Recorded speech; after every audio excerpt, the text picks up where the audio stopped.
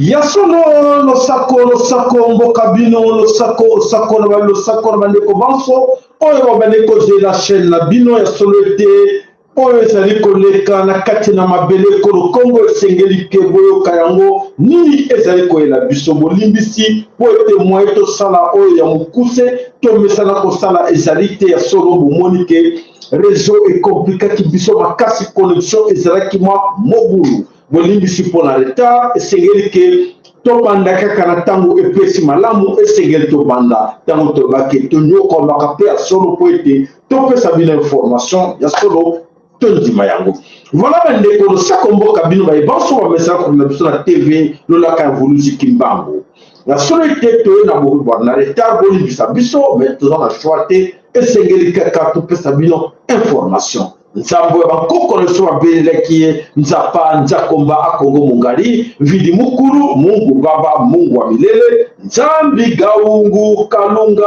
ya solo ete apambola moko na moko na kati na bino ya solo ete tokobanda na information na biso na moko na lelo akoma mvulusi kimbangu na ntungumwa na koma mama kipa vitandona losako omboka bino.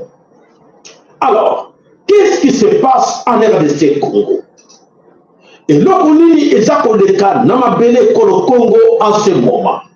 Je pense que vous avez constaté que silence moko makasi est mais il y a plein de distractions.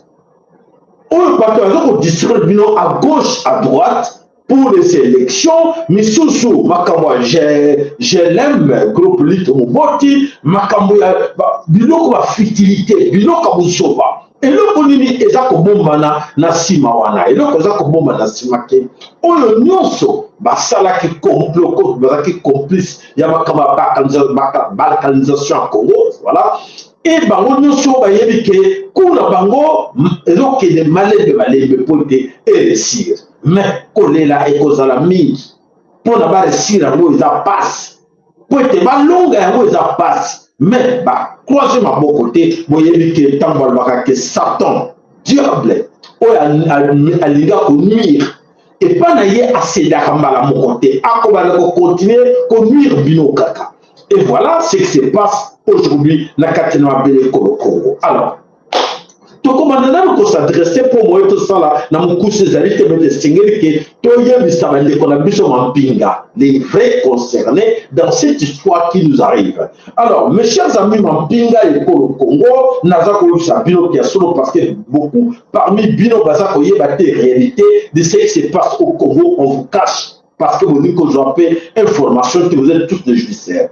Tant que Moka est allé dirigé par ma juicière, bateau, Bazaka par le fait, par ma bina, par Kobina, à gauche, à droite, et ça la capacité que ma peuple wana va comprendre nini bitumba nini bazarango na kati de kolo na bango. Alors na kanisi mikolo tu sabino ke bino ba mampinga esege na bino bona ndaka biso na bokebi nyonso mampinga kolo Congo. Vous êtes concernés parce que bazo kosa bino bazo conduire bino en erreur.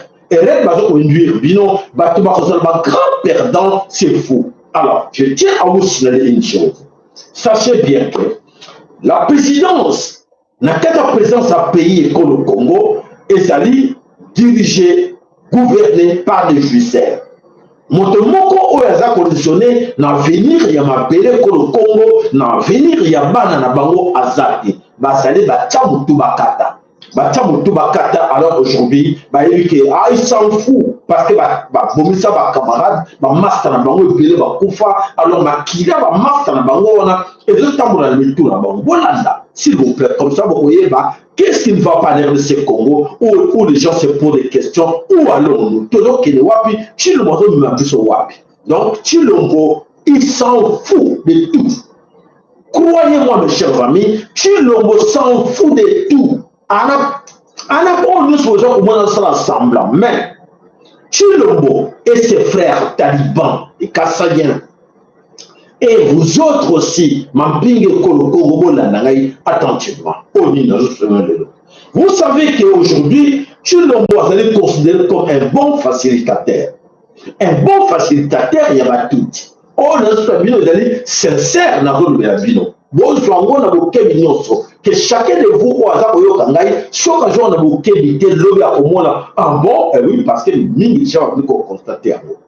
Pourquoi tu le mot, on a qualifié comme facilitateur? C'est vrai que bah, nous maquiller, bah, ça qui est pouvoir, pour être à faciliter, bango, pour être baillé qui entourage à Chilombo et c'est composé dans bâtiment des ignorants, des gens qui ne comprennent pas des choses. Alors, comme ces gens-là qui ne comprennent rien, alors il fallait, ça y est, bango, malanda, bangote, bakolande, kabilanda, landa, oui, ah, moulubate, ne connaissez pas moulubate, allez, bakolanda, et vie, fanatique, dans Simana Bango, et travailler dans le et voilà, là où nous sommes arrivés aujourd'hui. Mais, attention, attention, attention, bana Congo, bokeba neloko wana est très dangereux. Alors, vous savez que les Tutsi rwandais na ubwenge na bango basalaka bazana principe moko.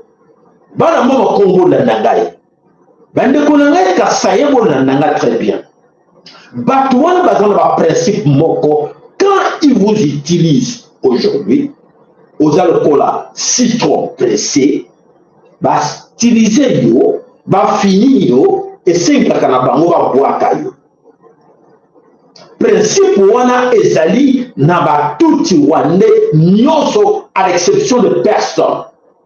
Bah utiliser yo, bah finir yo, bah juger dans la carte yo, il faut bah boire caillou. Et alors, vous, officiers militaires, vous, généraux, colonel, sous-lieutenant, nani, na soldat sous les rangs, oyo baza koyebate major nini, baza na katiwa baza koyebate, baza utiliser bango za batuti. Bolandelo koza koya. Alors, consigne na bango pesama nini. Vous donnez tout ce que vous avez besoin. Les Tutsis sont en train de vous donner tout ce que vous avez besoin en matière d'argent. Consigne pesama ke et nos frères, on a kati wa bengi ba bembe ba fuliro o baza na kati na sud Kivu comme na nord Kivu balinga pe mbongo mingi, il vous donne. Ba soldats ba généraux o balinga mbongo mingi, il faut vous donner ba miette wana. Et pour vous c'est beaucoup d'argent. Pour na bango il y a beaucoup d'argent. Et alors ba servir bango. Ba ça ba sentir tout ba ça la bango. Faites ça. Entre autres, Banani, Yakotumba, William Yakotumba, Justin Bitankwira, Nemi Moulani, Banko Baza et Belé Naran Moulongo Wana. Ils sont très nombreux dans cette histoire qu'on les utilise aujourd'hui. Ne suivez pas les discours qu'ils donnent là. Ce qu'on a dit, le discours mensonger, ils sont contre. Bitankwira qui vous dit tout le temps qu'il est contre Hippolyte Kanambe. Il est contre la Tutsi, le Kouta. Ne suivez pas ça, c'est faux. Moi, je vous confirme, c'est faux. Parce que Baron va créer qui Wazalendo.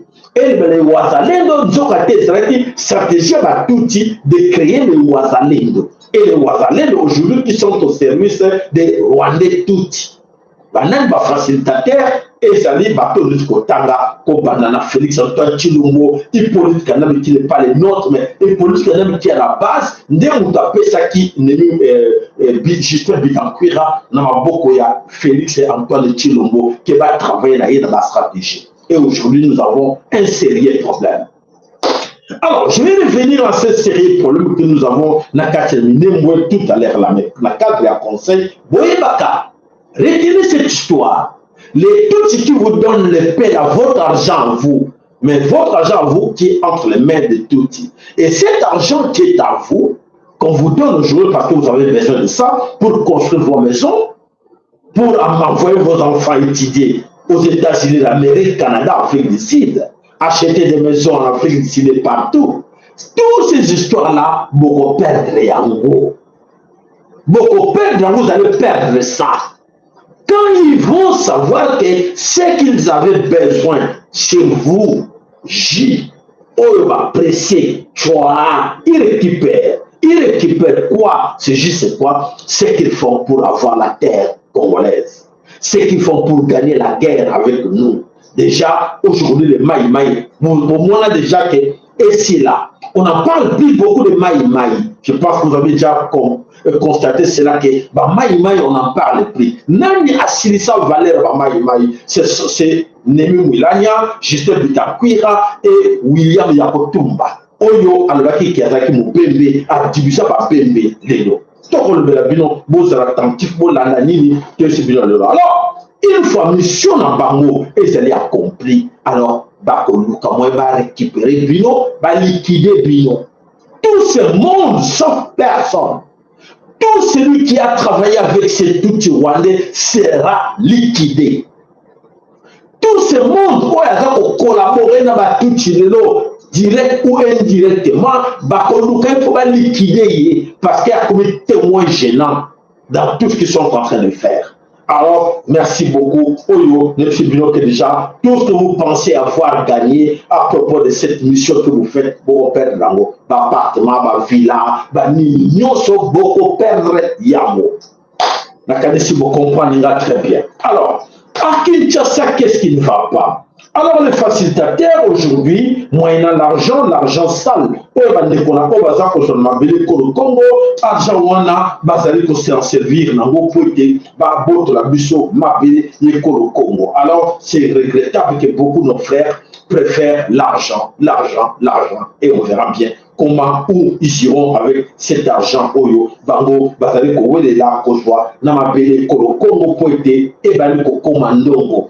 Alors, tout kotana nous na molayi ya toke na biso ebongo toko ebisa bino nini oyo ezali koyela biso na mikolo oyo ezali koya. Alors toke le pote tango ezali milité esengeli ke to accélérer na information na biso na mokolo na lelo to ebisa bino nini to bombela ki bino mokolo na lelo parce que ezali ya konginda eza koya mabe na mabele kolo Congo pote oyo nyonso ayebaki te ke ezo ya mabe ezo ya mabe.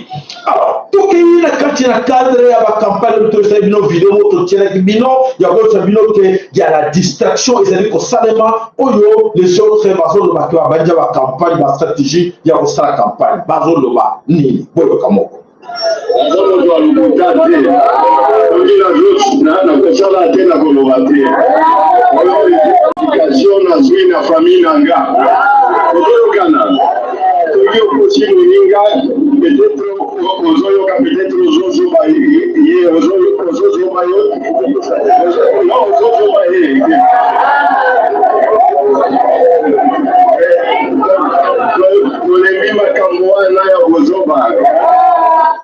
voilà, donc c'est-à-dire que Félix Azozoba Bisso. Voilà Moïse Katumbi Moutaza Kolobalobi, Félix Azozoba Bisso. Donc, il fait Félix Azozoba Bisso, et voilà, il y a un autre au monde qui va donc croire que Bisso, c'est un peuple moko zéro, faible.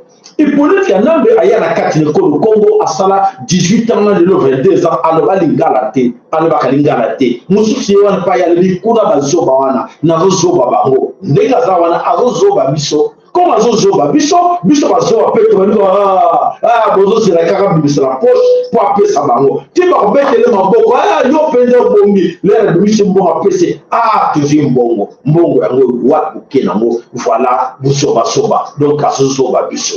Voilà, Moïse Katumbi, il y a un Dimike, Azako Zoba Bisso. Alors, essayez la Bisso de Yebake, Azako Zoba Bisso. Voilà. Tokoti wa plutôt que na onyo so ezali koleka na koya mabele kolo Congo ya kotala kia solo batoyo ba eyeki kosa biso kia solo ba yaki wana pona ba libérer Congo ba sala nini ba libérateur nzoka te bazaki ba libérateur te bazaki nde banguna ye kolo Congo. Alors, toza kolanda tina sukale toko bana.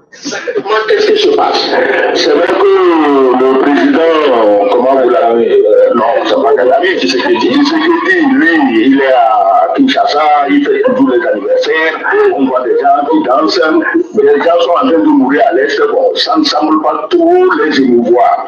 Si le président propriétaire du pays lui-même n'est pas ému, je ne sais pas pourquoi les autres présidents s'émouvraient de ce qui se passe dans les Congo, sinon.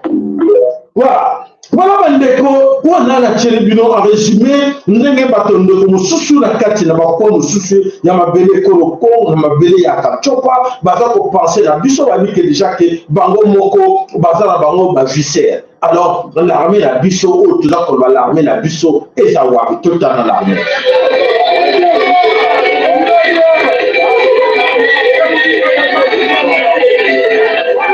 Voilà l'armée, c'est l'armée,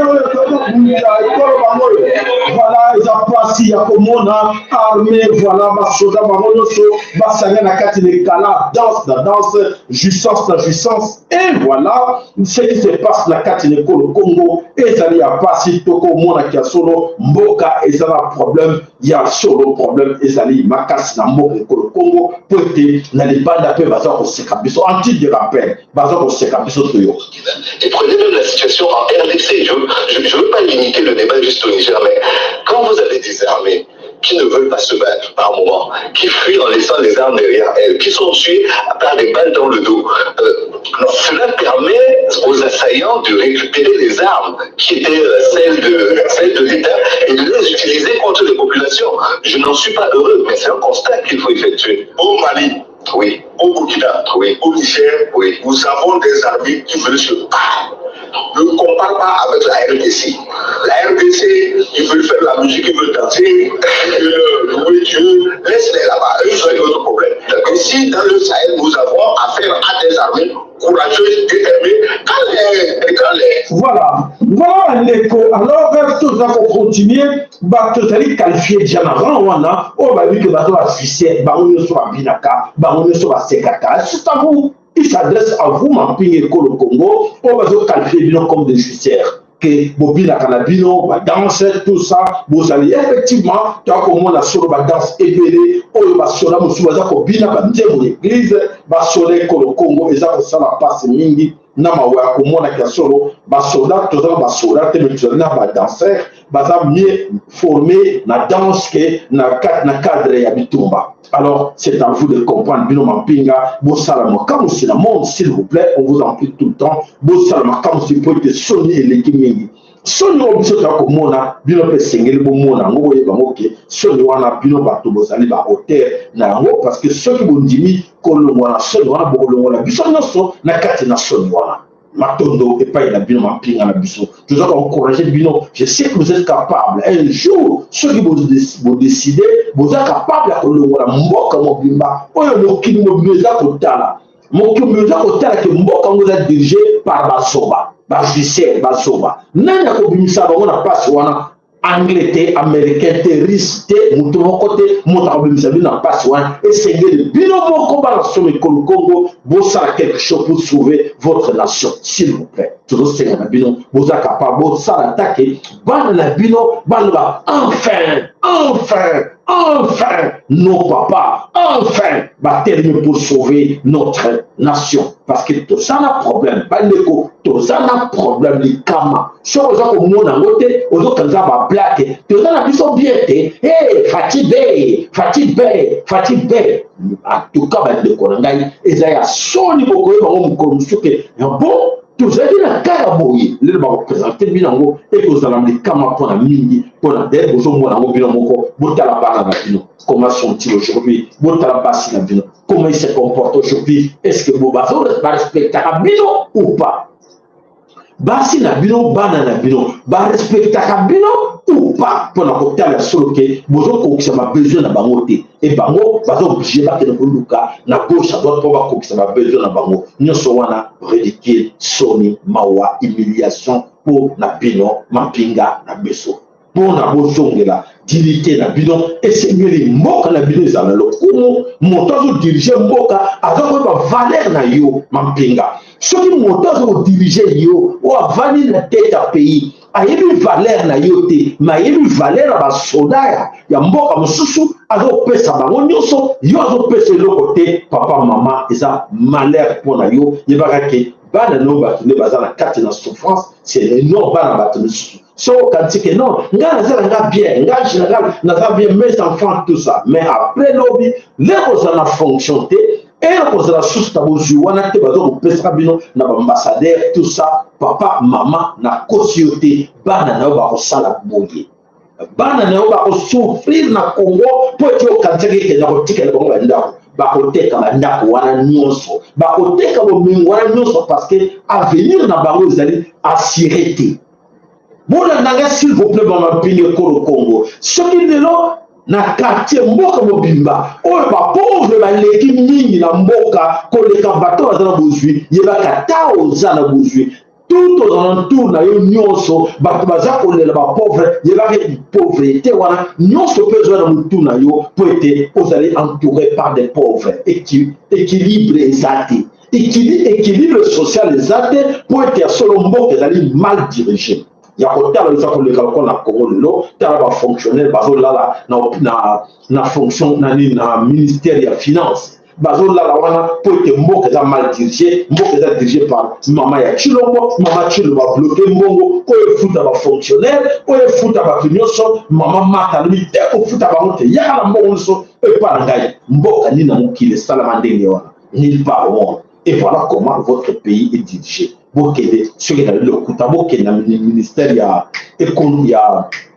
finance bokede taba bazo tondi wana bono taba sifune le beta mana ba département tout mbongo ezate mbongo nzokate eza na kati na bandako na bango esuka ngo za wapi suka ngo za malheur ya ngai na yo et surtout ya bana na biso bana ba mama wana bana ba tata wana o baza ko souffrir bazali na kati ya même société na bana o ya yo général na bana o ya yo colonel na bana o ya yo officier supérieur militaire yebake bazali ko contaminer bana na yo na passion ya bango na langage ya manque d'éducation na langage ya bana wana misusu baza ko nyokoma yebaka ke bana na yo pe bazo copier éducation wana parce que baza na bango na kati na société moko équilibre est bien na société exact parce que le pays est mal dirigé.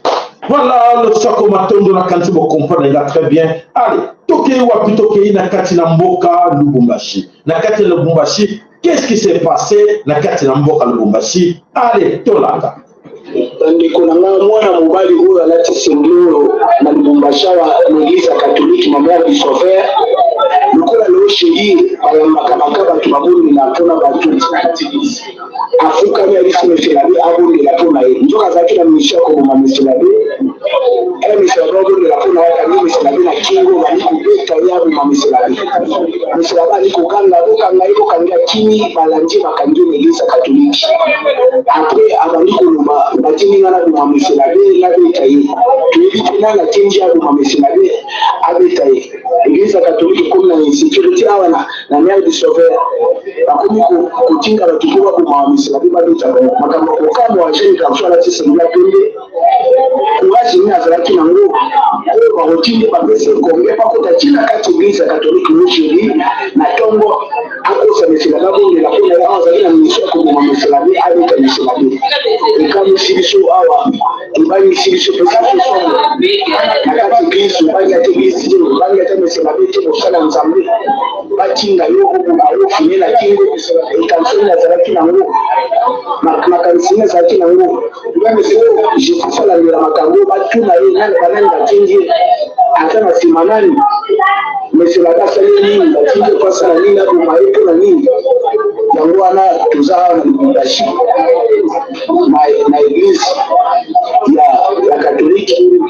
Voilà bandeko na biso bayokaka te bandeko na biso baza matoi mangongi on a kadisi boyebe makambo batuti basala même l'église catholique en France boyebe makambo batumba église boyeke bato wana baza baloki bato wana baza associé bato wana bazali basataniste oyo baza kotambola boyebi ndenge nini basala parte moko mopesa bango confiance faut vivre yango po te bozoyoka te bozocohabite na baloki boza koyeba na bino te ke bato wana baza bato akohabite na bango te malheur na bino po te boza comprendre rien. Alors les grands dossiers du jour c'est les dossiers de Minembwe. Allons na kati na Minembwe. Mes chers amis, motuna oyo esengeli pe ya solo musubwe na ko répondre bandeko mais na tiki bino temps moi ka bandeko belé ba tuna biso ba invisible ba commande invisible ba kena wapi ba commande invisible yango ko bandeko loba ka shooter na vanda kania na tala ba commentaire na bino mais na ko répondre bino Nikolo ezali ko ya nyoso boko yeba à propos ya ba soldat invisible Nikolo ezali ko ya liboso mais bola na le pote na tango na lobaka makamu ya basoda na biso na ye eloko nini ezalaka wana makamu nyonso vérité balobaka te litando ya moke na awa neti tozali awa parce qu'il y a beaucoup de secrets na kati ya armée esengeli ke togarde na basecret wana tokobimisa yango nyonso polele te yango ozomona toza na baréserve de ne pas même répondre ntango badeko bazotuna où sont les soldats invisibles boloba so invisible te toyebi makambo ebele eza koleka mais togarde yango nano tokopesa bino réponse bokomona réponse mikolo ezali koya donc c'est à dire que voilà merci alors pour na korépondre bamosusu batunaka mais papa yo engagaki bainvisible boni yo opesaki basoda invisible mbongo boni mpo invisible aza basoda ekolo kongo te bainvisible aza bato oyo basanganaki bango moko po ete babikisa ekolo kongo ya biso basoda tobelelaka nde bafardc bainvisible bazalaki basoda ekolo kongo te baza lokola nga na yo lere bainvisible mosusu bande kosenga bande kobosunga bango po ete bazwaka mwa mai bosunga bosala boto mwana ata kongole moko te oyo bakeno ndeko natini mbongo mpona bainvisible moko te na nalobake non mbongo mpona bainvisible totina mbongo opesa cotisation te alors tokorépondre bino mpona bolingo toza nango na biso na bino tokorépondre bino bainvisible bazali wapi bakoma wapi bazosala nini ou baza wapi tokomisa bino nyonso mikolo eza koya botikala biso na temps biso moko toza kokoba ngo nga naza mampinga te les invisibles sont de mampinga oyo baza formation nga nazo formation teke nakoma soda alors ngai oyo nazosala nazokomplete mosala ovuluza apesi ngai oyo boza komona oyo naza kobundela nga naza kobundela na maloba na presse naza koinforme bino bitumba na ngai yango wana alors soki bainvisible oyo baza bamampinga ekolo congo esengeli na bango basala mosala na bango totika bango basala mosala na bango moyena tia bacommentaire mingi na kati na mosala oyo ya bango eza te soki bapesi nga information te nalobela bino eloko te nakolobela bino mpe eloko te mpo nga naza mampinga te naza soda te nga naza soda te donc voilà la bonne réponse tozela mikolo eza koya tokoyeba réalité ya oyo bokobenga basoldat invisible effectivement parce que invisible basoldat invisible esengelaki na bango babunda mpo badefendre minembwe basoldat invisible esengelaki na bango babunda mpo badefendre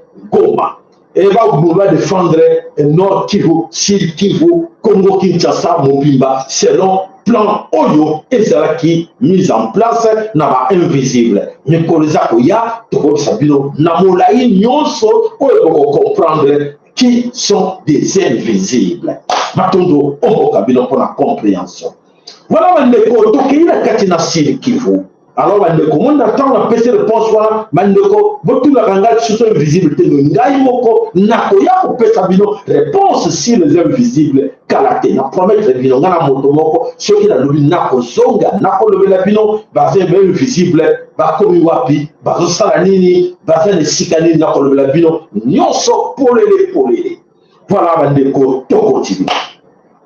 Alors mes chers amis, nakati na Sud Kivu, qu'est-ce qui se passe nakati na Sud Kivu? Esengeli na laksabino tout d'abord photo oyo totili bino na affiche na biso nakati na photo wana bomoni wana ezali nde batuti wande o bomoni bango ebele ba nilotique batuti ba nilotique bango nyonso basangani ebele bauti bakwe nyonso ya monde e bakomi na kati na mboka Minembwe na kati na Minembwe voilà wana nde ezali batuti alors na Minembwe mboko Minembwe ezali mboka pe eza na kati ya Sud Kivu ba commando invisible bazali mingi bana ya Sud Kivu ba nani otoko benga ba mai bazali bana mingi ya Sud Kivu o ba komi de lo ba wazalendo bazali bana ya Sud Kivu ba mai alors to dukana to kota na mosindo na kati na mboka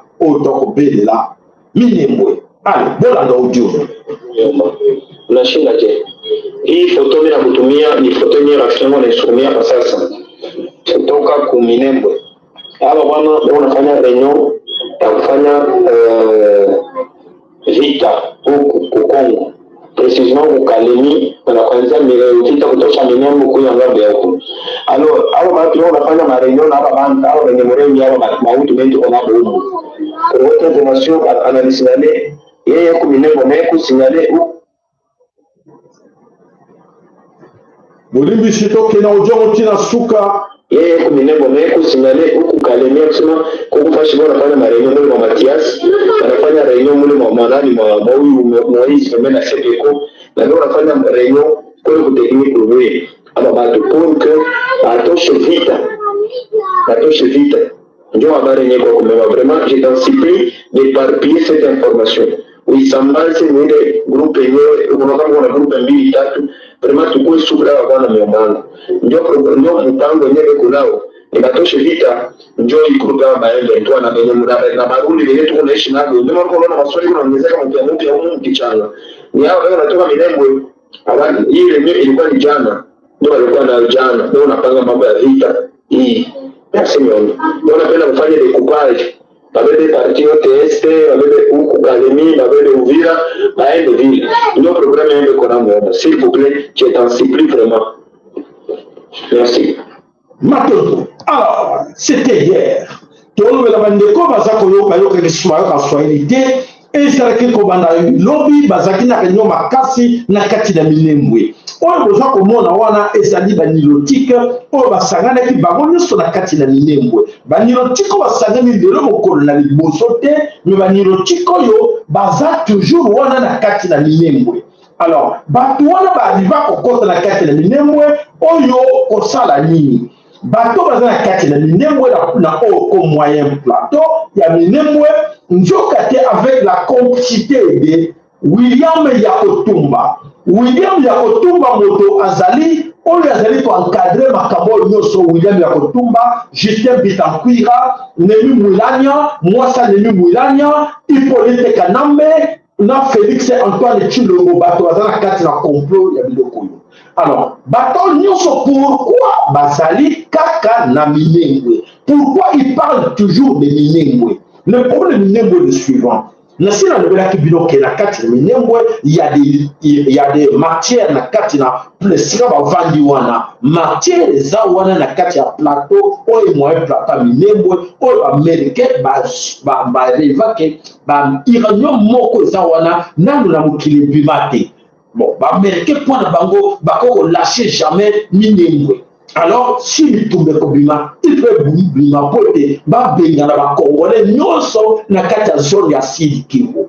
Ba benga na ba Congolais na kati ya région ya Sud Kivu. Ba Congolais ba ko benga na ba nani? Ba Congolais ba autochtone. Oyo ba bengi ba bembe, ba fuliro, ba minoko nyonso za zinga na kati ya Sud Kivu. Comme basali na Bunagana, bakangi Bunagana, et bazo kote ko kangala ndambu, et bazo kono ruchuru, bazo kote tina Goma, et za kosimba.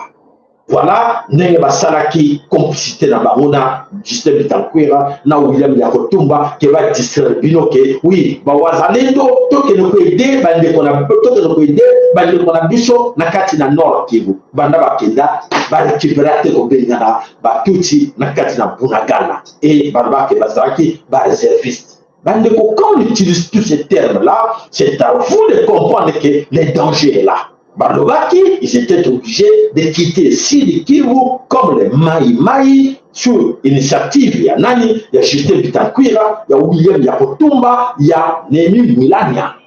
Que Bakenokoïde Bandeko na kati na Nord Kivu. Depuis qu'ils sont allés là-bas, tout le monde a Esika Moroba Libera Ezate. Nord Kivu est toujours entre les mains de la communauté Est-Africa du M23, Bakanga, Bunagana.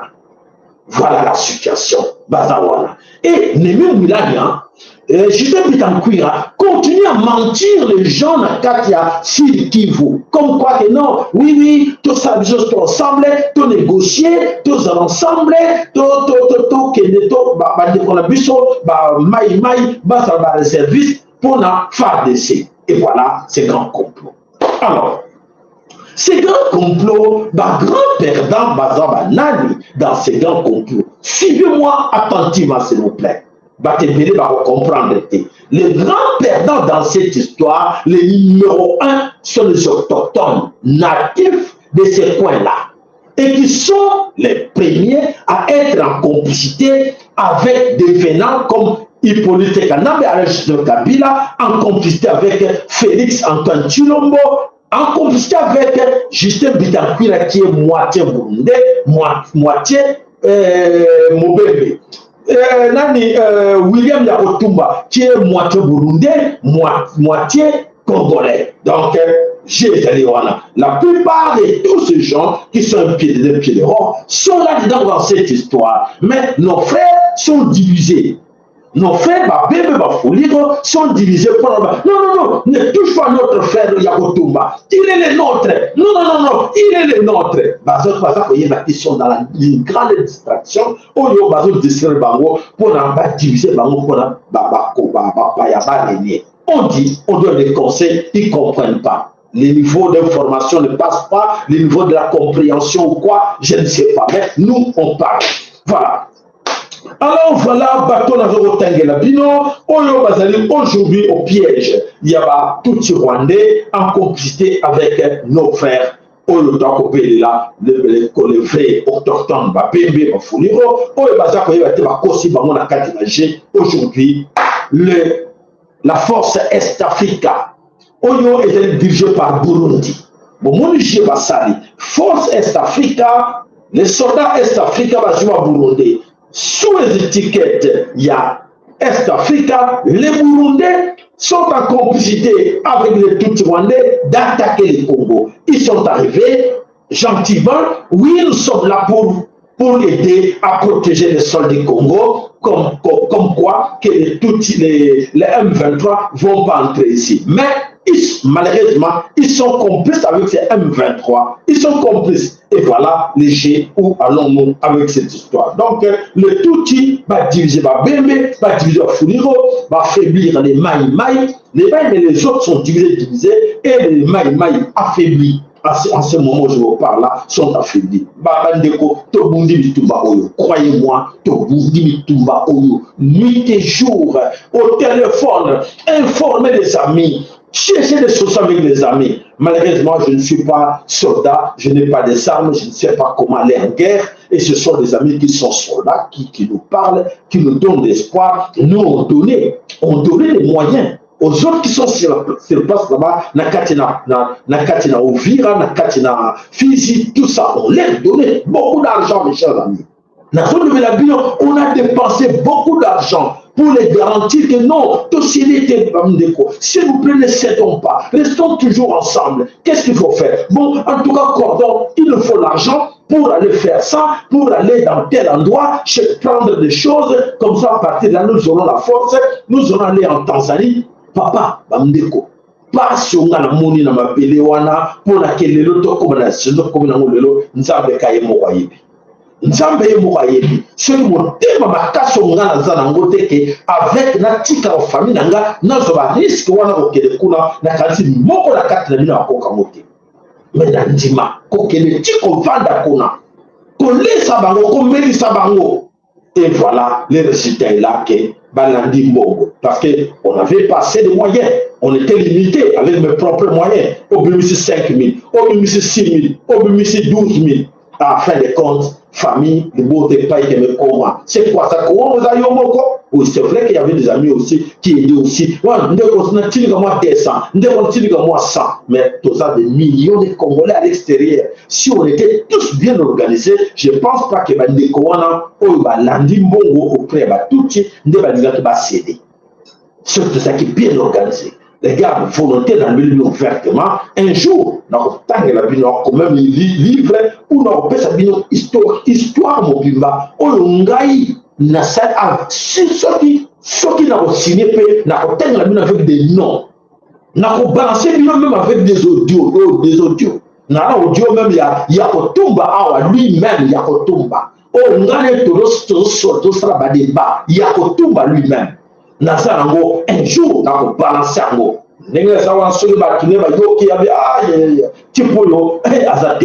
voilà, Nazara Nyoso, un jour, Bokoyoka, Bokokawa. Ah bon, oui, je vous balancer les noms de gens, même les papiers de transfert d'argent. Je garde tout, je garde tout, colère dans la voie. Je garde tous les documents. le transfert, il y a un mongo, tout ce qu'on n'a pas fait. Oh non, le chef coutumier, il faut donner ça. Oh, donc il y a un séminaire, na Dar es Salaam, donc il y a un salabo, je fais le billet d'affaires, Dar es Salaam, ils arrivent là, allez, hôtel, Bali, oh, Banamama Congo, Nzaba Zamoune, un jour, beaucoup va vérité, un jour. Voilà, merci, merci. Voilà, les Tutsis ont divisé les bébés de Fuliro, ont affaibli les Maï. Aujourd'hui, les Banyamamoulengue vont passer à la vitesse supérieure pour attaquer Minimbo. Voilà ce que notre frère a dit avec la facilitation. Il y a Félix et Antoine Chilombo qui a joué ces cartes pour faciliter à faire tomber Bunagana. Bunagana était tombé. Nord Kivu envoie de tomber. Goma envoie de tomber parce que le numéro 1 de l'armée est là, il est complice, c'est tout à fait normal. Quand le numéro 1 est complice dans cette histoire, et voilà, nous allons voir la suite qui va bientôt arriver. Alors, aujourd'hui, on parle de Minembwe qui est en danger, Minembwe où ils allaient en cercle de l'eau, Vandiwana et Nana Permetaki Bango. Yakotuba qui était de l'autre côté pour protéger les autres. Les autres Maï d'approcher les Banyarwanda qui étaient la Katina Miningwe, na plateau. Donc, Tchaki na Banzera tout, il y a Kotumba qui contrôlait tout, qui dirigeait avec ses bandes, que non. Ceux qui ont sonné tout Bundana Bango, avant que le Bundana tout Rwandais. Donc c'est ça, c'est la réalité dans la zone de la Bino, c'est que c'est passé, c'est que c'est pas dans le Minembwe. Alors, na le Ubwenge dans le Kouta, na bande ko la Bisonyoso, na ko le Bino on ko mususu, émission spéciale investigateur et Kozala, les noms seront cités, des bandes audio et Kozala balancés et on comprend que papa oyo ya solo avant la kanda ya bato yo tinaza ko citer bango le parce que là nous sommes arrivés bango batalo à traite numéro 1. Qui sont ces gens-là? Nos frères du Sud Kivu, nos frères du Nord Kivu, nos frères du Katanga, ils sont complices. Mais malheureusement, ils seront des grands perdants. Croyez-moi, ils seront des grands perdants dans l'histoire. Des grands perdants. Et ils partent tous en ordre dispersé.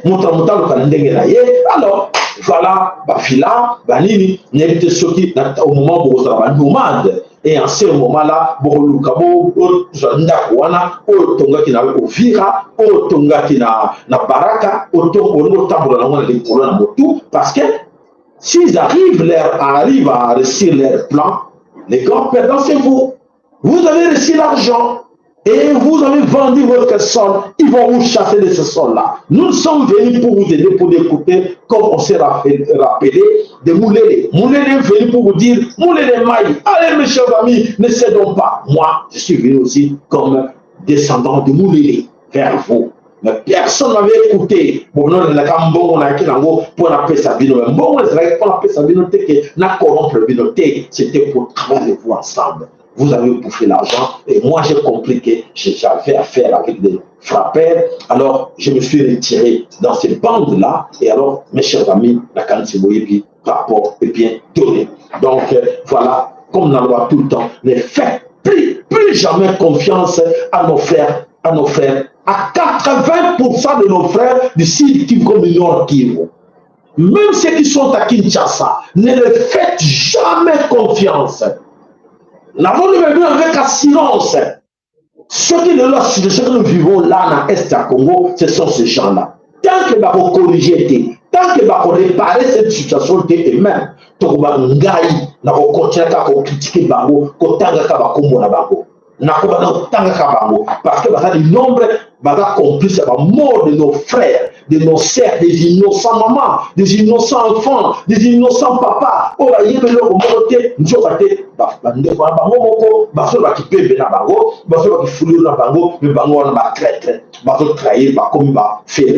avec des chèvres, avec des vaches, avec l'argent, avec des châteaux, de tout ça gauche à droite, mais l'argent sale du sang de vos frères. Où vous irez avec ça? La fierté, l'argent, les biens, mais avec le sol, parce que nous sommes dans ma belle. Et vous préférez avoir ça, mais sans sol, parce que c'est l'argent que vous prenez là, c'est la vente.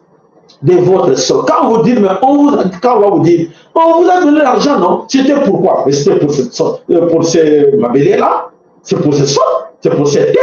Allez, dégage! Mais non, non, tu nous avais dit, tu vas prendre là-bas. Et chez Abounagan, c'est chez qui? Ah, tu vas prendre une partie de Minembo. Minembo, c'est chez qui? C'est ça, papa, frère, nayote, bandeko nayote, on dit que tu es capable de faire Minembo, au facilité. Ce n'est pas seulement Minembo. Là où tu es aussi, on va te déloger. Croyez-moi. On a sabi nous ça. Dites-le à Nzambe. Pour le coup, Nzambe, va te déloger, yo. Là où tu as construit l'hôtel, là où tu as construit ta villa, là où tu as construit des appartements, là où tu... c'est que vous allez vivre. C'est la grande malédiction qui va vous frapper, vous et vos enfants. Pourquoi? Parce que les sangs de vos frères vont déclarer vengeance. Mais qu'il y a qu'on a vu avec des plastiques, avec des habitants de fausses communes, c'est à cause de vous autres. Accordez-vous. Accordez-vous, William Yakotumba, accordez-vous, Nani Justin Bitanquira, Nemi Moulania, et sa bande là, ils sont nombreux. Beaucoup, les ministres. Ils sont des ministres, ils sont des députés dans le Sénat, dans le Parlement. Des députés qui travaillent là-bas à Kinshasa. Mais ce sont eux qui sont derrière ces histoires-là. Derrière l'Ouganda, derrière le Rwanda. Incroyable. Derrière le Burundi, derrière la Tanzanie. Incroyable, mes chers amis. Là, on dit, nous sommes originaires de Nord Kivu. Nous sommes originaires de Sud Kivu. Mais ce sont ces gens-là qui sont corrompus pour le massacre, complices du massacre de leurs frères qui se passe là-bas. Voilà quelle malédiction. Quelle malédiction. Voilà, le Congo, et c'est grave, voilà, c'est grand dossier de Oyoba, de la Minembwe, il fallait partager ça avec vous. Allez, Tokei, Nassamo Moussou, Tokei, Nakati Namboka, Brazzaville et ses combattants, il y a Brazzaville, il y a Congo Brazzaville, Bazako Salani, Noto, Papeto Yeba, Bandi Columbus à Brazzaville, est-ce que Bazako Munda Tepo, Biloko Abuzo, même la division, tout ça, même la mission à combat, et quota, chacun cherche à gagner l'argent, mon côté, a besoin que Abunde le Congo, Batonion sort. On a besoin de gagner l'argent facilement. Et alors, c'est ça le grand problème qu'aujourd'hui, Congo, et c'est-à-dire qu'on va c'était du Kolo, il y a Makambo Oyo, il y a Mbongo. Voilà, encore à nouveau, on va vous montrer ce que c'est la villa au 109. La villa est là. Voilà, la villa est là. La villa que Sassou Nguesso avait achetée pour sa fille, Julienne Nguesso. Voilà la villa. Chers compatriotes, voilà. Nous, les ingénieurs 242, nous allons toujours vous montrer ce qui nous appartient. Valeur de la villa, 3 millions 150 000 euros. 3 millions 150 000 euros. Vous, Sassou Nguesso, vous avez utilisé l'État. Donc, Cardinal Emiliana, Cardinal Emiliana, Cardinal Emiliana,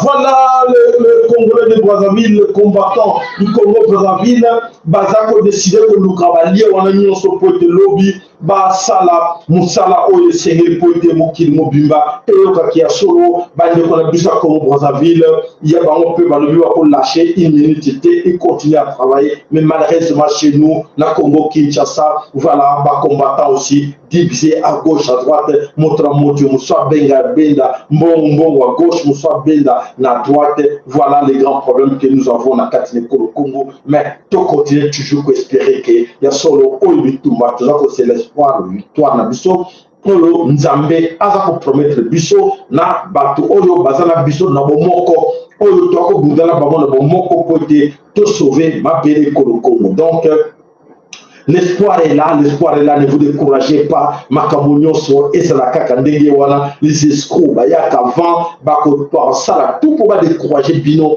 et voilà à la fin Nzamba ya kana dernier mot naïe pour dire que écoutez arrêtez ces histoires là ma belle wana Congo d'Antotila, Congo ya Kimbangu, et Zanimabeli Aye Moko Nzambe, et Sengeli Moko le dernier mot. Alors croyez-moi que Balinga te Congo et Kozala libéré, Congo et Kozala libéré. Wana na pesibino maman patata garantie pour la pesibino espoir qui est solo. Ne vous en faites pas, Congo et Kozala libéré na maboko yabanguna na biso. Alors voilà.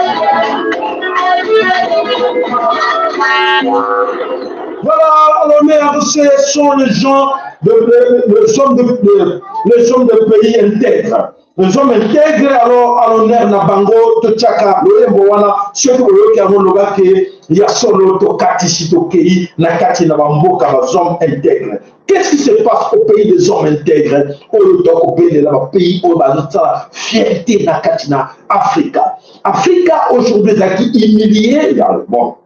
Hier, ils ont été milliers, mais le lot, l'Afrique est même qu'on soit quand même valeur pour bazar bagabiso na libanda. Alors, Tokena Namboka, Niger, au niveau des accords de Kakuna, solo pour que bande ko bazar kuna na kata Niger ba lobi que ba ko se laisser faire et bazana bazar ko bunda bitumboyo tina suka nango. Alors voilà la situation oyo bande ko kuna na kata Niger bazar ko tomboka ba lobi na des familles. C'est qui est important que ba famille, les familles oyo ba maman ba tata baza impliqué dans le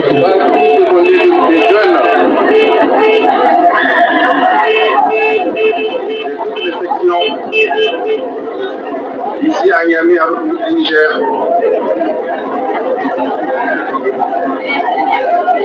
Le peuple est prêt à mourir pour défendre sa dignité.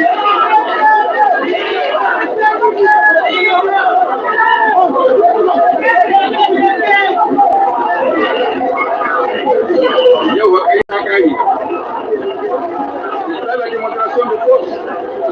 Allahu Akbar. Allahu Akbar kathira. Allahu Akbar kathira. Voilà, mes chers amis, c'est à Niamey. Alors c'est aujourd'hui, ce matin, la carte de Niamey, on y a une mobilisation. Je cherche à voir, est-ce qu'il y a des drapeaux politiques là-dedans? Je ne vois pas les drapeaux politiques. Je ne vois pas les leaders politiques. Mais c'est la détermination d'un peuple.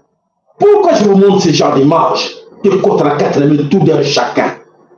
Pour comprendre là où nous sommes. Nous actes à Wapi. Voilà la manifestation ingénieur déterminé les étudiants de l'université Abdou Moumouni du Niamey aujourd'hui déterminés Bangonoso dans la Ribalobi donc les drapeau pays il y a parti politique motomonité leader parti politique motomonité voilà qu'on accepte là que la détermination d'un peuple va déterminer pour libérer sol na bango balobi que la biso soit bon biso nyonso soit ni biso to ko l'acheter toza wana pona ko bundela mapele ya ma bon ko la biso atike la biso na ko ya Niger voilà situation wana ezali koleka na kati na Niger. Alors bande ko bolanda na bokebi josto poete ya mingi ezali ko yela biso liboso oyo esengeli na moko na biso alanda toke na Togo eloko nini leki Seigneur Jésus, regarde-nous, fais pitié. Oh, fais pitié. Oh, fais pitié. Fais pitié. Oh, Seigneur Jésus. Oh, Seigneur Jésus. Oh, Seigneur Jésus.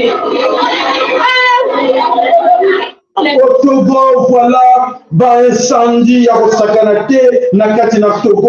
Les gens se posent des questions et le nini ezo na kati na mokili des choses oyo eza koyela ezo ya na kati na mokili ezali ya makasi to komona ngoki ya solo lobi mokili ezali ya koningana. Alors bati des images moko français comme vraiment humilié des français humiliés dans le pays nyonso Afrique na Gabon epai na Togo epai na Mali epai na Niger epai bota.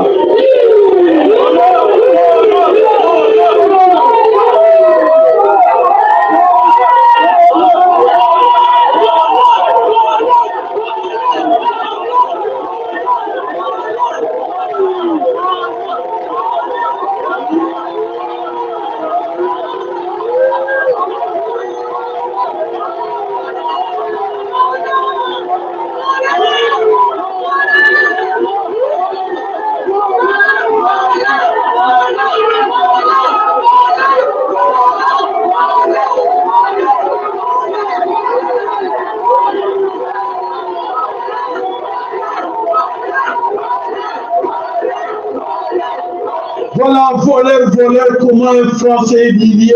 Il y a solo bandeko, ezali ya koyinda de partout. Il y a solo pour sabino ke mokili. Ezali ko négal bosso, c'est surtout biso kanga na kati na Afrique centrale. Les gens se moquent encore de la biso, mais dans d'autres pays, tant que mona ke solo makambo ezali ya koningana pour que nyonso Bakanisa qui continue à dribbler africain, mais plusieurs pays déjà vont lobby. Non, cette histoire-là, il faut essayer là. Alors, tout ça comme on a vraiment une fierté à comme on a qui pays belé na katina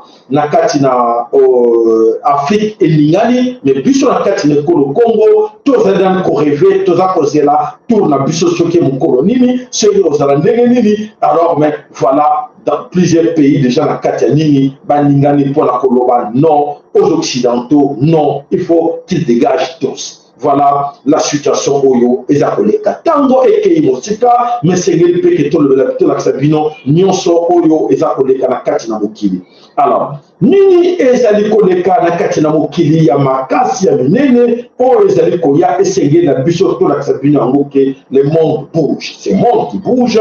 Et c'est biso na bino bolanda ngona bokeli nyonso boza koyoka ba tremblement de terre boza koyoka ba inondation boza koyoka na Turquie bitumba ni les na Turquie boyoka kiango ke na Turquie ba tremblement de terre les na Turquie tremblement de terre les qui na Afrique du Sud tremblement de terre les qui na kati na Maroc.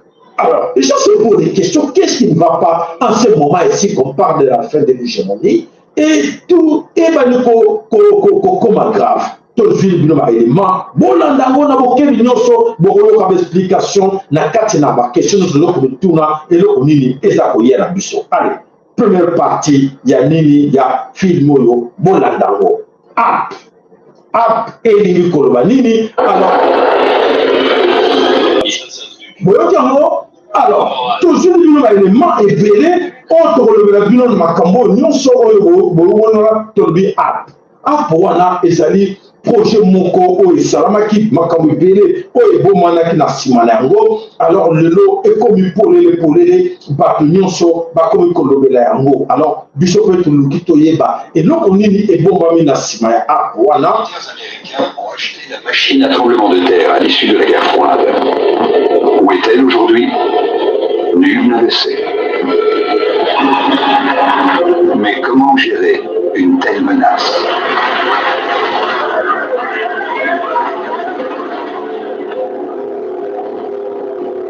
Certains ont songé à dissiper préventivement la puissance des grands séismes en provoquant plusieurs petits. Et cette idée s'est concrétisée. Une machine était construite dans ce but. Elle est née dans le cerveau des ingénieurs de l'ex-Union soviétique, en pleine guerre froide.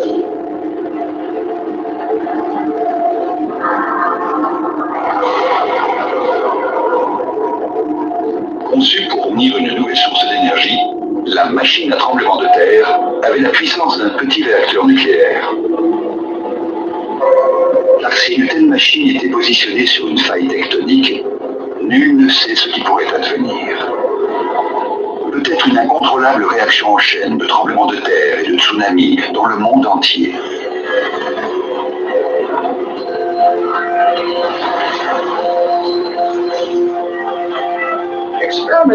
Il est très difficile d'expérimenter sur mère nature.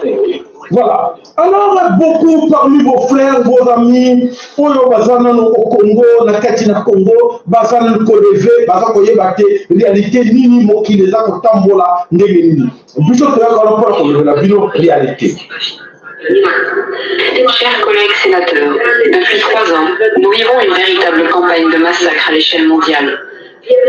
Soit par de prétendues pandémies et la nécessité imminente d'injecter des vaccins non testés qui tuent, soit par des guerres qui réduisent la population mondiale, mais réorientent la politique internationale, réalignent le pouvoir et modifient les frontières.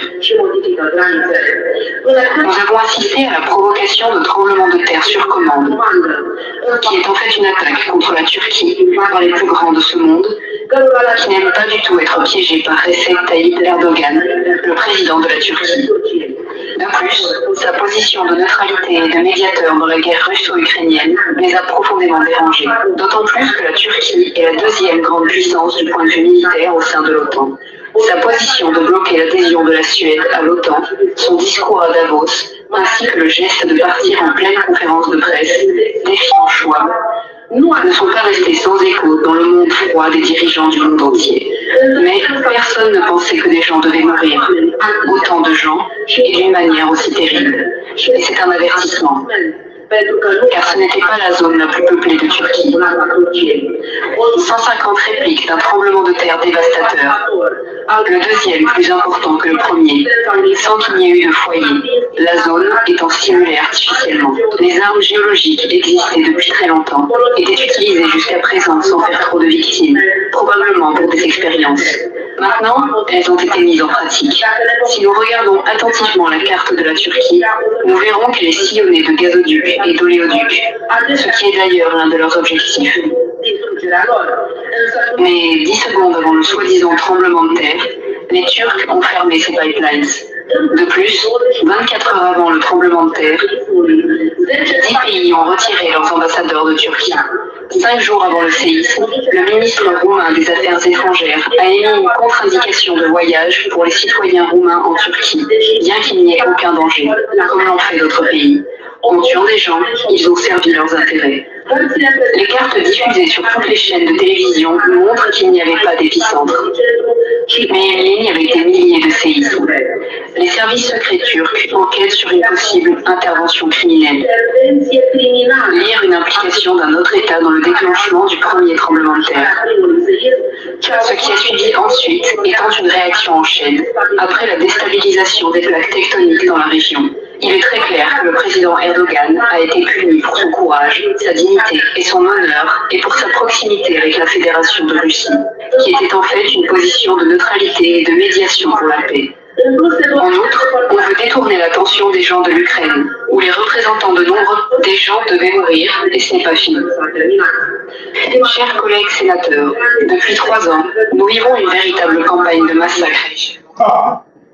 Je crois que vous avez bien suivi. Alors, c'est pour ça que je vous dis tout le temps, ça ne sert à rien de suivre des bêtises, des sottises qu'aujourd'hui, on va la Sabinango, na Congo Kinshasa, na la télévision, na la ligne, na la théâtre, ou bien de suivre comment le monde les a obligés. Tant que Fabino qui est solo, mes chers amis, passez les messages à vos frères, amis, d'arrêter de continuer à suivre la bêtise sur la Sabango, oh la musique religieuse, et voilà ce qui m'a diable. Arrêtez, le monde bouge, c'est le monde qui bouge. Informer de quoi la bilan poété, ou les gens qui ont mokili, et ça grave encore. La distraction créée par moi, va bénéficier de rien dans la discussion. Le plus important, c'est de la réalité, comment le monde est allé pour la poété, tout se protéger,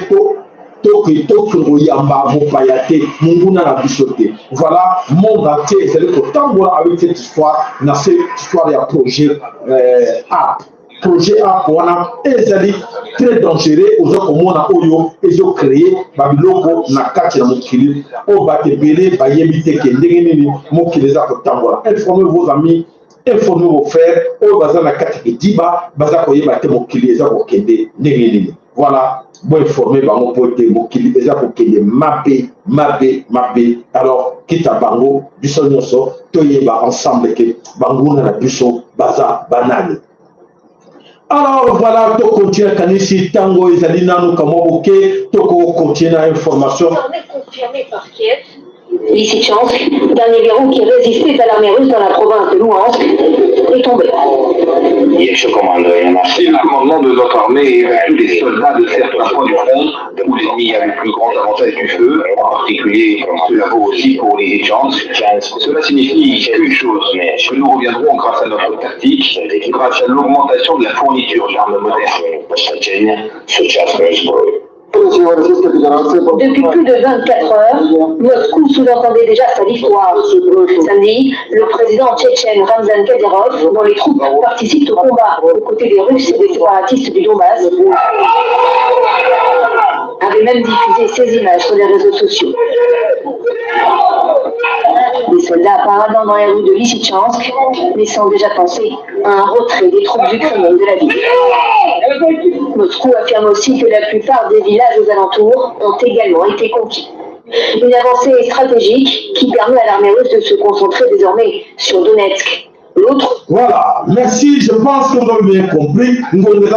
C'est pour cela que Essengelito que nous avons le banc pour aider tout l'accès nyonso ezali koleka à gauche à droite na katina mokili eza ko bouger et c'est à nous aussi de bouger ensemble avec ce monde surtout très ciment et poser la passe mingi bande ko bazali na katina Europe bazali na katina France bazali na katina Belgique oyo nouvelle oyo ezali aussi très important pour vous essayez na bino chacun de vous aye alanda ngo pote aye ba réalité ya oyo nyonso eza koleka na katina Europe.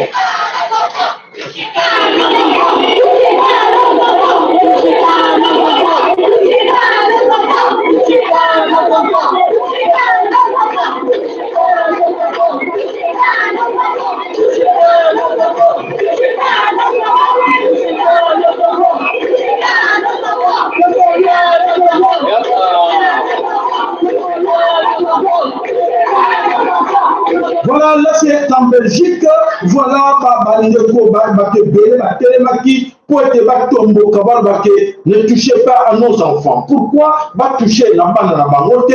Qu'est-ce qui s'est passé là-bas? Et ça dit que Makambo Oyo, il y a la loi Oyo, nous avons voté, Nakata Parlement, et les gens qui n'ont en France, et la loi Wana, Ezali et Keiti n'a payé la carte en Belgique pour passer le message que oui, Bana Basali.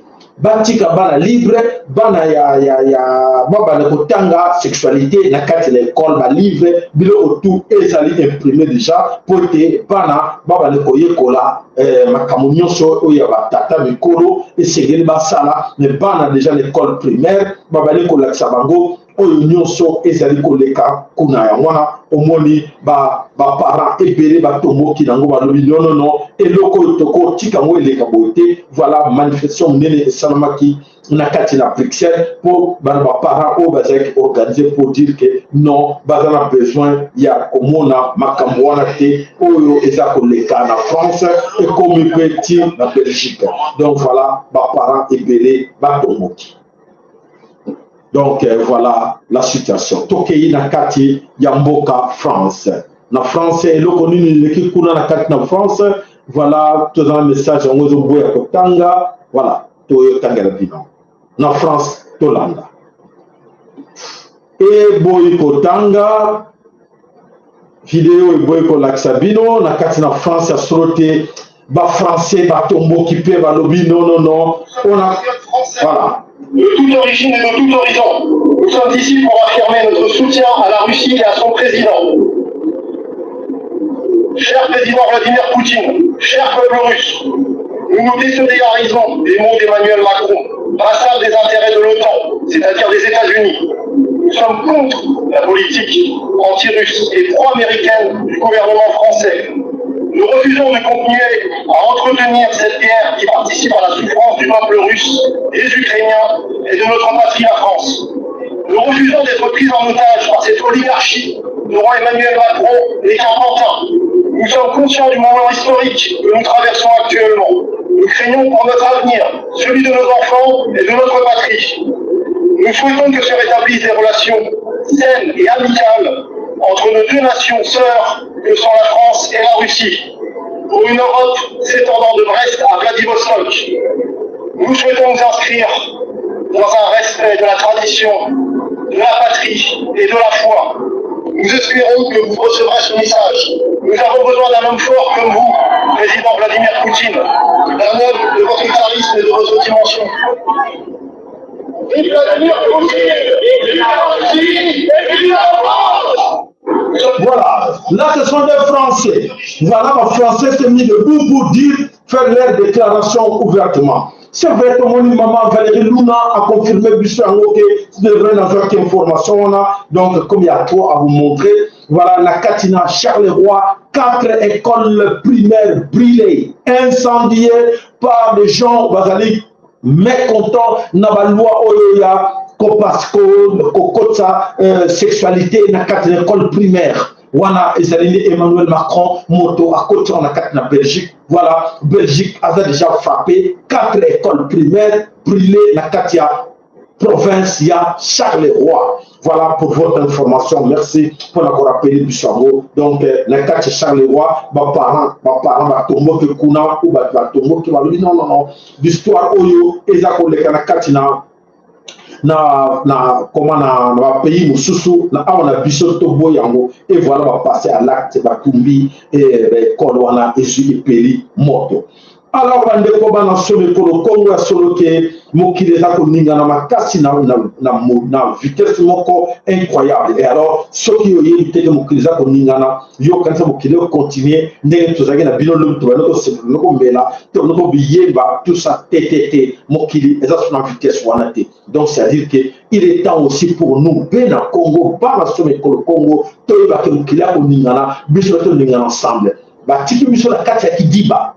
Nous sommes en train de distraction, de nous montrer autre chose. Réalité de ce qui se passe au monde, on ne vous montre pas. Et parce qu'on est toujours accès à la bêtise. Et tout sambela, tout la sambana ko yeba, parce que qui est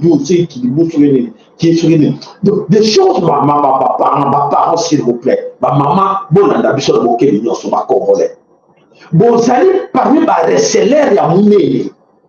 Quand bon, ça qu'on a la distraction, on va créer bien au Congo. Et vous savez qu'on a besoin de bandatouana, on va créer la distraction pour ne pas me bien dans le terrain. Sous on va dire qu'on bosse dans le moment où vous allez moment où on est à Kalaté, il y a tant, il y a poisson. Il y a tant, il y a poisson. Que bon, le bénéfice, ça ne dit pas que bon, là, on va comprendre. La question qui bande à Yaki n'a autant de Congo. Madjam. Bayaki na Madjam. Balaxi Banakoyemba, Babilisi Bango, vrai artiste, musicien, chante, tout ça, Bakewabi. C'est des musiques, Bishop, Oyowana Bakamba, bien, montant de grand producteur dans le monde de la musique. Banawana Bayeko, Balaxi Bango, musique, dans ma jabu, Basuki Wap, Bakoti, na Kati, na Baloge. Banana Pino. Tant que c'est bien, vous avez et c'est un peu bien ouvertement. Par contre, on a la loge. Par contre, la loge satanique, on va baby. Par contre, on va prendre le bango. Par contre, on va star. On va baby si bas dans la vie. Ma musique, on va ça là. On va ça dans support. Musique, producteur Fazala pour avoir support. Producteur, il faut avoir ça CD pour être ATK. Et l'artiste et le producteur se retrouvent que la musique, la musique et rendement et s'allie, se retrouver. Musique wana et kofa. Bon le belanga, on va prendre le ban dans les lieux pour mener la destination ni pouvoir d'achat exact dans la carte de Congo. Voilà pour nous savoir comment ces gens-là ont un mauvais espoir pour avoir des trucs dans la bino. Le lot distraire bino, faire une vidéo, pour vous distraire kaka. Donc pour l'intérêt na bango, bino bozo tala kayango. Toujours que c'est bino bozo yokate. Bon continuer et tel bino. Ne pas créer vos socio. Bana mike, bana sabango musique. Oya les bosso à l'axiaki, bata ni pas. Basali ni mike, basali CDT, basali loko mokote et souki ga ndenge wana bakoti na baloge. Basusuka ya mike. babandi na ya mike bakomisa bango bapede bakomisa bango balesbienne bakomisa bango na kati na monde ya LGTB oyo baza na bapoto batebi bazotomboka nango boza koyeba te qu'est-ce qui se passe là derrière vos enfants. Bon ngai maboko nyonso ami mikolo nyonso maboko na ngai eza pembe maboko na makila bandeko na bino te yo tata yo mama benga bandeko na kati na Kinshasa botika makambo oyo bazakisa bino soki balingaki bana na bino baaki na bolingo ya bana na bino bolandanga na bokeli nyonso soki balingaki bana na bino soki gouvernement ayaki na besoin bana na bino parce que bo bazosala na kati biloko wana baza complice ya Félix Antoine Tshilombo soki balingaki bango boyokanga eloko alingaki basala nini koencadre bana oyo ya biso kolakisa oyo bagénie oyo bagénie ya technologie ya informatique ya technologie moderne boyo bana baza wana badoué oyo baza na kati na Kinshasa leur montrer technologie d'avenir faire baconcours ya genre que non oyo aye na nini na lobi yango parce que lobi ekosalama na Congo soki bakoyiba bayiba kaka eza na eloko te mais na lobi c'est ce qu'il devrait faire, c'est ça. Donc, kozwa bana bagénie baza na kati na ville ya Kinshasa à gauche à droite comme ça va encourager bana misusu ba apprendre ba métier balakisa bana misusu ko apprendre métier à la place de leur apprendre la musique. Quelle musique? La musique religieuse. Pour aller où avec ça? Nulle part. Mais ceux qui vont lakisaki koto motiver bana to lakisa bana misusu non oyo baza bagénie oyo bayebi technologie oyo baza inventaire oyo baza kocréer to encourager bango po ete epesa exemple bana wana bazala na Congo to encadrer bango. Est-ce que tozala contre bango? Non, tozosembela ke voilà l'idée encadrement des jeunes po bakulu na bazala te bakulu oyo nosala effort na bango. Pourquoi vous avez que non? Maintenant que nous sommes concours, parmi les Kuluna, où il y a des banani, pour la Sabiso, on y est. D'accord, ça là-bas, ça concours entre Bango, Bango, et nous avons trouvé Bango, nous sommes capables d'appuyer. Alors, les gars encadrés Banawana, ça, c'est ce qu'il faut faire pour l'avenir du pays. Est-ce que l'avenir du pays, est ça la musique religieuse?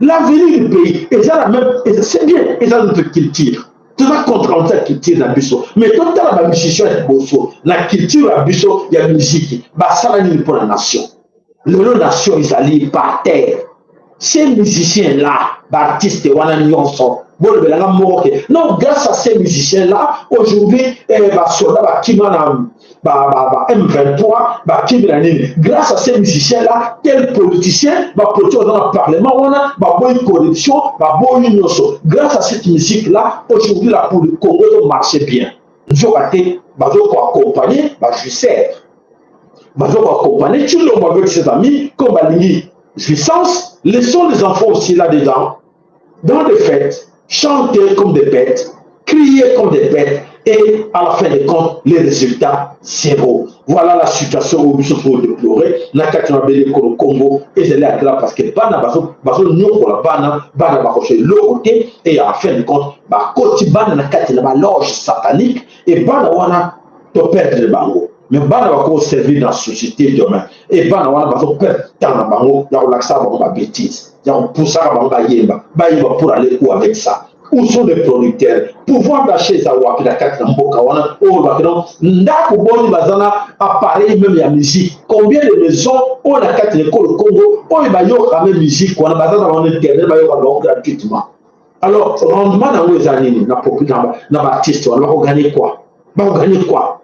Mes chers amis, tous quand même bateau s'il vous plaît. Non c'est même pour le tété mon keza la toka la pauvre wana mawa.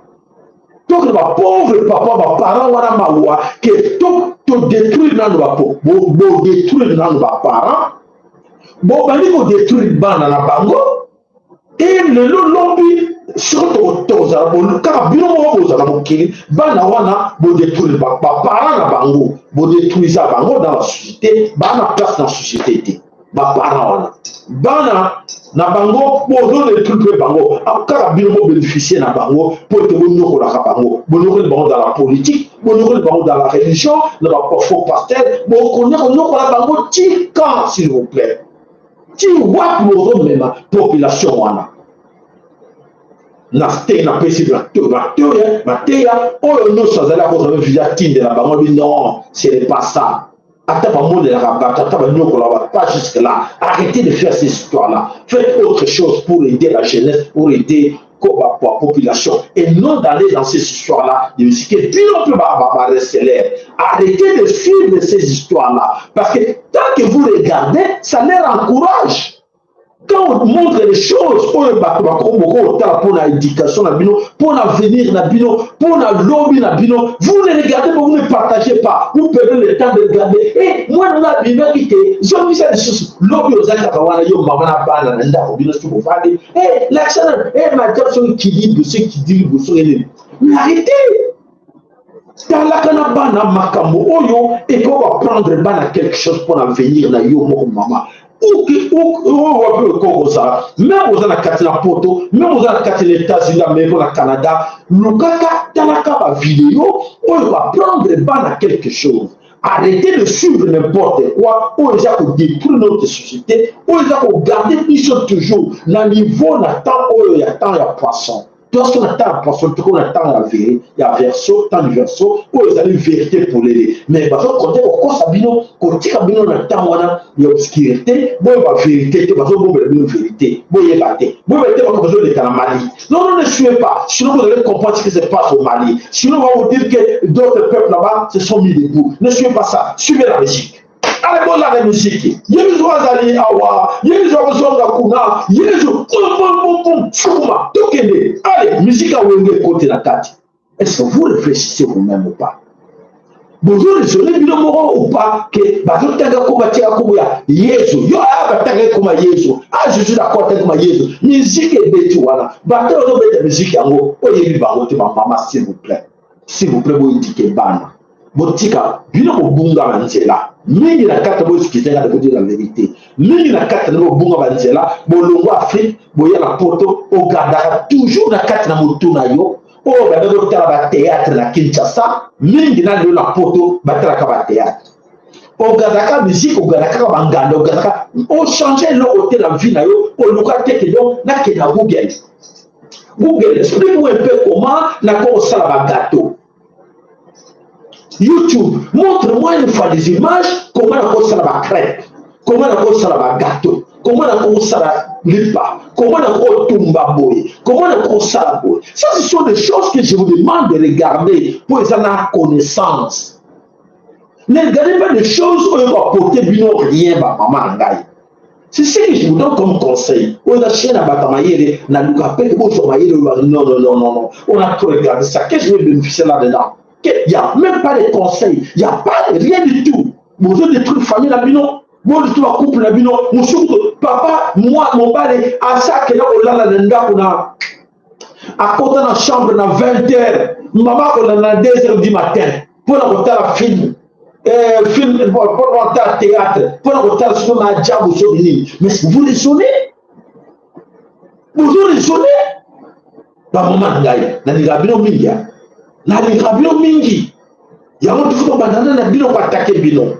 Bon changer. S'il vous plaît, na ba vidéo, na ba ndako na bino, na ba sala sur tambolaka, na ba métro, na ba nini, passer message na voisin na yo, le bandeko.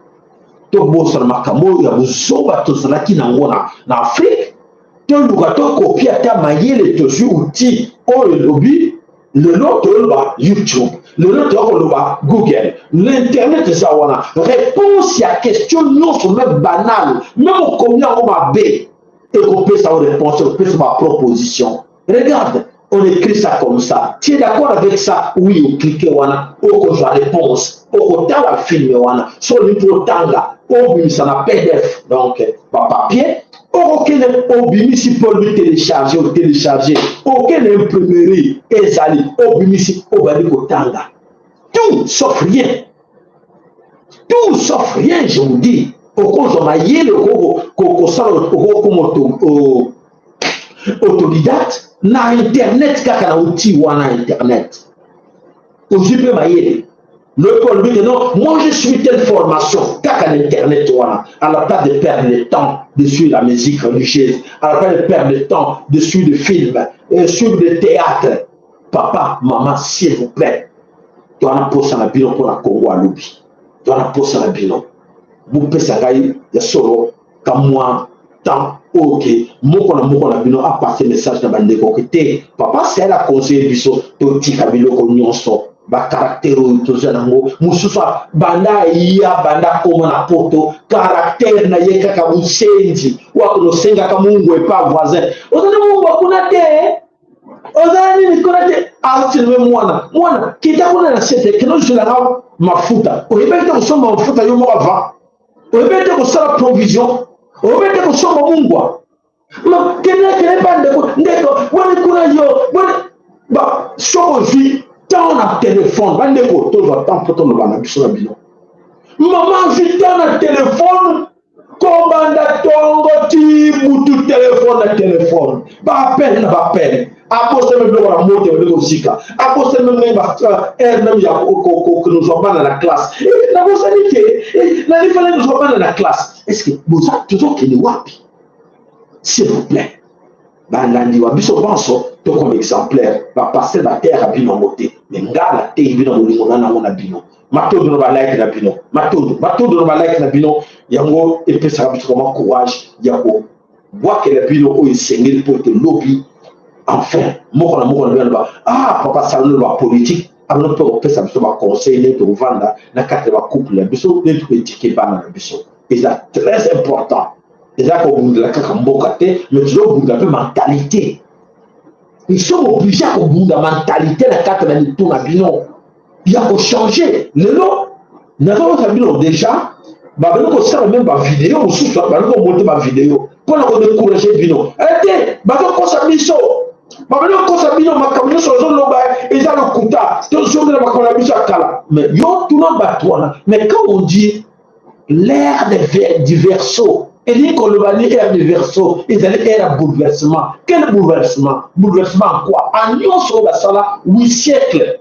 Mais bah, dit qu'on dit mangote, bah, mille va déjà au salaka vidéo, qu'on peut ça va enseignement, pour te bah sauver ma pasteur. Tétété, bon, beaucoup elle a dit boulouté, tout comme la tawango, beaucoup elle a dit boulouté. Nous sommes là, bah, il va continuer ce coquillerie la bango, on va nous dire na bassi à bateau, on va nous dire na banne à bateau, on va bien sur foyer à bateau, bah, Monique est régressé, elle va venir sur le tété, bah, donc, on s'est mis non, tété, bah, le remarqué, hein, Nathan Wasuka, Mokomona Boye, Nathan Wasuka, Mokomona Boye. Voilà, Oyo, bah, il va récupérer ma camarade, ok, bah, maman, dans la poste en binon, pour te voir étiqueter ban en binon, dans la moquée des gens rappelés, bah, il va laisser ban en binon, ma camarade, il y a ma sexe. Dans l'école primaire, dans la formation, la télévision officielle, la théâtre, et on a pour tout cas dans l'oubli, tout l'accipino, Luka pour contrôler Kayabana, Luka contrôler Sakamoana, ni les Arakati, Luka yeba fréquentation à Bana, Nana fréquentation, Azrakaba camarade, ni la Memaken Wapi,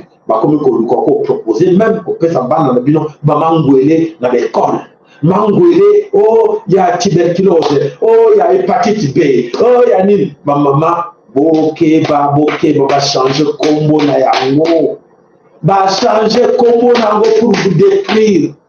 So, là, qui a la chaîne, on va la kawapo na bino. Ke baba koso tegete. Oh, les alliés à Covid, mais oh, les alliés à hépatite B, oh, les alliés à tuberculose. Kolanda. Boye, boké, kem sabana, kem sabana de kona ou matondo la bino nyonso oyo ki biso malamu okingate papa mama elelo ekozala epai na yo na liboto na mobimba kembo epai na mabota na bino matondo na balike na bino matondo soki bozotala biso bozomona biso grâce ya mama na biso ana lusakweno grâce ya papa na biso mbuta MKN grâce ya mama na biso Marie na papa na biso Willy na kati na Dallas grâce ya papa na biso Ndonga na mama na biso Jolie grâce à papa Nabiso Petro Songele, grâce à papa Nabiso papa Emmanuel Yeko, grâce à papa Nabiso Michael Mukobo, grâce à maman na biso émérance grâce na ye grâce ya papa ya maman Luna grâce à maman bandeko basunga ka chaîne na biso vraiment matondo za bapambola bino tobosani te papa na biso Benjamin na kati ya États-Unis tobosani te papa na biso Uli Kayenga tobosani te bandeko na biso banso bamesana kolanda biso na kati na chaîne na biso oyo topesaka mbote mikolo nyonso nza bapambola moko na moko na kati na bino papa makango tobosani yo te maman Emma tobosani yo te alors mokolo elamu kati na mabota na bino nza basunga bino maman na biso Bijou maman Bijou Kizinga na papa na biso wana kati na Suisse nzambe apambola bino nyonso tokutani mokolo lobi ingeta ibobo ibo